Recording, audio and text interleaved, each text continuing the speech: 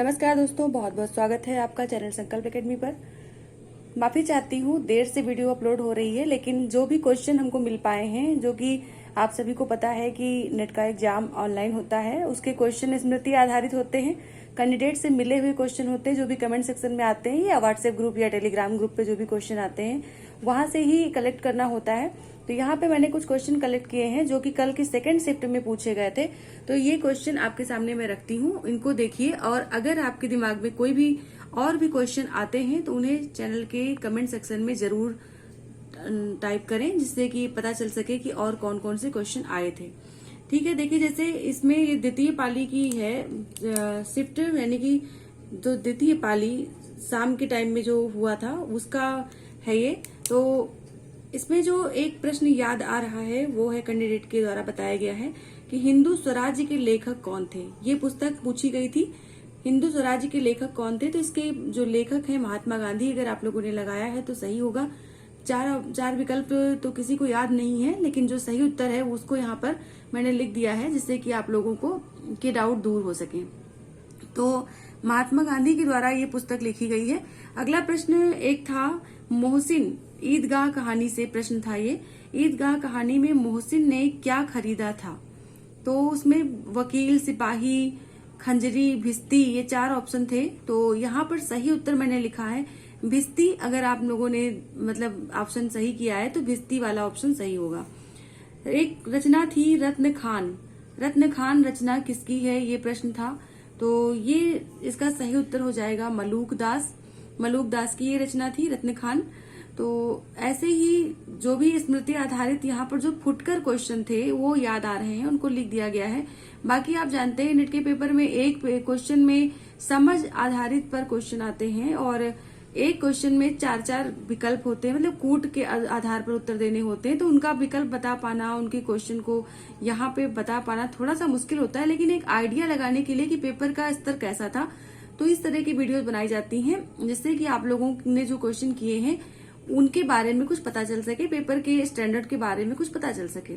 जैसे एक क्वेश्चन था गोदान से कथन था, जिसका कि जो कथन बताया है वो थोड़ा सा आधा अधूरा कथन है, पूरा नहीं बता पाए हैं। तो इसमें जो ऑप्शन सही था वो है मेहता मालती, मतलब मालती ने मेहता से कहा या मेहता ने मालती से कहा, ऐसे कुछ था। तो इस वाला जो विकल्प है ये वाला, ये अगर आपने लगाया है तो ये यहाँ पर सही हो जाएगा। अगला एक प्रश्न था आर्य भाषा से। आर्य भाषा में कौन सी भाषा नहीं है, ये पूछा गया था, जिसमें लैटिन थी, फारसी थी, तुर्की थी और एक विकल्प नहीं याद आ रहा है। तो तुर्की वाला विकल्प जो है वो सही होगा, क्योंकि तुर्की जो है वो सामी भाषा परिवार की, तुरानी भाषा परिवार की ये आती है। तो ये वाली भाषा आर्य भाषा में नहीं आती है। अगर तुर्की आपने लगाया है तो ये सही होगा। अगला प्रश्न देखते हैं। इसमें पूछा गया था कि रामचंद्र शुक्ल के हिंदी साहित्य के इतिहास से आदिकाल के प्रकरणों को क्रम से लगाना। आदिकाल के प्रकरण जो उन्होंने प्रकरण आधारित लिखा हुआ है हिंदी साहित्य का इतिहास, उसमें ये था कि उनके जो प्रकरण लगाने का तरीका है वो किस तरह का था और किस प्रकार के, मतलब इस तरह से ये विकल्प दिए गए थे, इनको कूट में बताना था कि कौन सा पहले कौन सा बाद में। तो इसमें सही वाले हमने यहाँ पर लिखे हैं। पहला आएगा सामान्य परिचय, दूसरा आएगा अपभ्रंश काव्य, तीसरा आएगा देश भाषा काव्य, चौथा आएगा फुटकल रचनाएं। अगर यही विकल्प थे तो आप लोग इसमें देख सकते हैं सामान्य परिचय वाला विकल्प जिसने भी सही किया है उसका सही होगा। फिर एक प्रश्न था बाणभट्ट की आत्मकथा, मैला आंचल, राग दरबारी और एक कोई और उपन्यास था को क्रम से लगाना था। तो इस तरह से प्रश्न था। तो अब इसमें देखिए, अगर आपने बाणभट्ट की आत्मकथा वाला ऑप्शन चुना होगा तो वो सही होगा, क्योंकि इसमें बाणभट्ट की आत्मकथा का प्रकाशन जो है वो 1946 है और मैला आंचल का 1954 है, राग दरबारी का 1968 है। एक और था जो कि राग दरबारी से पहले आता है, लेकिन उसका नाम याद नहीं है। तो ये वाला ऑप्शन आपका सही होगा, बाणभट्ट की आत्मकथा वाला। अगला प्रश्न है आवारा मसीहा में शरद चंद्र का जन्म स्थान पूछा गया था।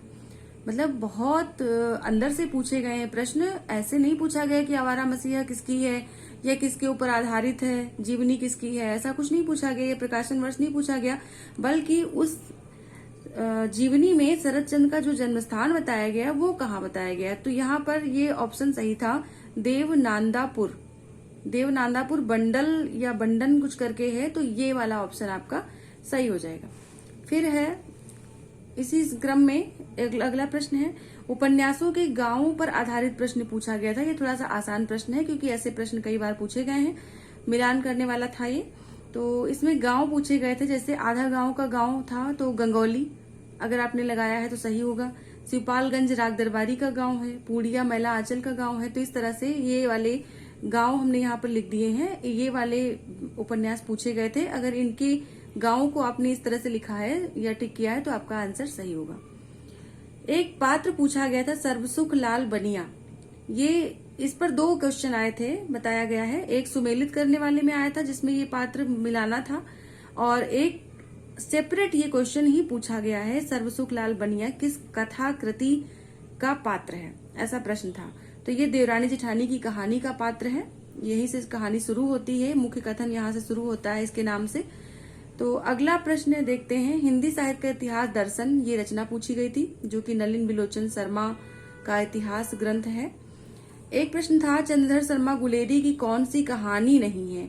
इनकी 3 कहानियां मतलब दी गई थी, एक निबंध दिया गया था, तो उसमें से विकल्प तो याद नहीं है, लेकिन शायद कछुआ धर्म भी शायद विकल्प में था, उसने कहा था और बुद्धू का कांटा, ये सब था। तो उसमें आपको ये बताना था कि कौन सी कहानी नहीं है। तो ये वाला ऑप्शन अगर आप लोगों को याद आ रहा है तो इसको जरूर लिख के भेजिए, जिससे कि हम अगले वीडियो में इसको बता सकें। फिर तुलसी सूर के जीवनी पर आधारित एक प्रश्न था कि आपको ये बताना था कि 4 विकल्प थे कि उसमें जीवनी पर आधारित 2 उपन्यास कौन कौन से हैं, उनके कूट AB, BC, DC या AC या AB, इस तरह से मतलब पूछा गया था कूट में। तो मानस का हंस और खंजन नयन ये 2 जीवनी पर आधारित उपन्यास थे। मानस का हंस तुलसीदास पर आधारित है और खंजन नयन सूरदास के जीवन पर आधारित है। अगला प्रश्न है, पत्रिका का अनुक्रम पूछा गया था। इनमें पत्रिकाएं जो थी वो थी प्रजा हितैषी, माधुरी, हंस और एक नहीं याद है, नहीं मिल पाया है इसका विकल्प। तो ये प्रजा हितैषी क्योंकि राजा लक्ष्मण सिंह ने जो है इसको संपादित किया था, तो सबसे पहले यही आनी चाहिए ऑप्शन में। लेकिन अब इसके बाद कौन सी आएगी तो ये आपको बताना है, मतलब क्योंकि एक विकल्प याद नहीं, इसलिए इसको हम ये नहीं कह सकते कि कौन सा, लेकिन अगर प्रजा हितैषी वाला विकल्प आपने पहले चुना होगा तो वही सही होगा। फिर एक प्रश्न है, छायावाद पर एक कथन आया था, किसका कथन था ये जो है कथन ही नहीं पता है, लेकिन ये कथन आया था। तो मतलब कुल मिलाकर के पेपर का जो स्तर था वो वही पिछली बार की तरह ही था। मेरिट इसमें वही लगभग जानी चाहिए जो पिछली बार गई थी, क्योंकि पेपर का स्तर उसी तरह से था। 25 से 30 क्वेश्चन जो इसमें थे वो लगभग टफ थे, यानी कि बहुत घुमावदार पूछे गए थे, जिनके ऊपर ही मेरिट डिपेंड करेगी। और बाकी पेपर मतलब जैसे समझ पर आधारित था, काव्य पंक्तियां जैसे पूछी गई, तो ये नहीं पूछी गई कि ये पंक्ति किसकी है या इस पंक्ति में क्या मतलब, तो उसका जो पंक्ति में कोई शब्द दे दिया उसका अर्थ पूछ लिया, उस अर्थ से संबंधित जो है कोई वर्ड विषय पूछ लिया, तो इस तरह से प्रश्न आए थे। अच्छा पेपर था। फिर एक प्रश्न यहाँ पर बचता है, भारतेंदु की रचना नहीं है। तो इसमें 2 रचनाएं भारतेंदु की थी और 2 रचनाएं भारतेंदु की नहीं थी।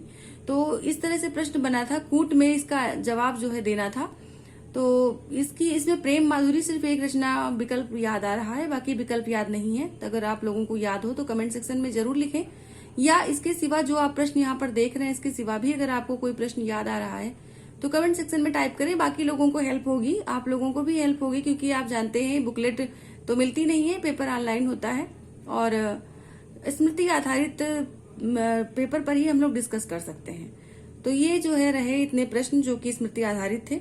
अगर इसमें से कोई भी प्रश्न आपको गलत लगता है तो उसका भी आप यहाँ पर कमेंट में जरूर लिखें, उसे भी जरूर लिखें। और ये सॉरी, ये जो पेज है ये मैं टेलीग्राम ग्रुप पे सेंड कर दूंगी या व्हाट्सएप ग्रुप पे सेंड कर दूंगी, तो इसमें इसे भी आप शेयर कर सकते हैं, क्योंकि इसमें देख सकते हैं आप, इसमें आंसर देने की पूरी कोशिश की गई है। सॉरी, लगभग जितने प्रश्न यहाँ पर मिले हैं उनका आंसर दिया गया है। तो इस तरह से हम बात करेंगे नेक्स्ट यानी कि फर्स्ट शिफ्ट वाले पेपर की। तो उसके क्वेश्चन आप लोग बताएं या कहीं से कलेक्ट करके मैं उसकी भी वीडियो आपको प्रोवाइड करवाने की कोशिश करूंगी। धन्यवाद।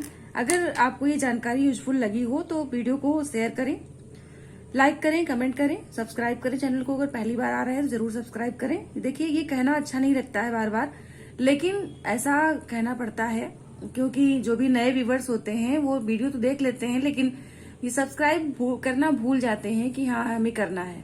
क्योंकि ऐसा तो है नहीं कि बस आज की ये वीडियो बनी और इसके बाद कोई वीडियो अन्य नहीं बनेगी।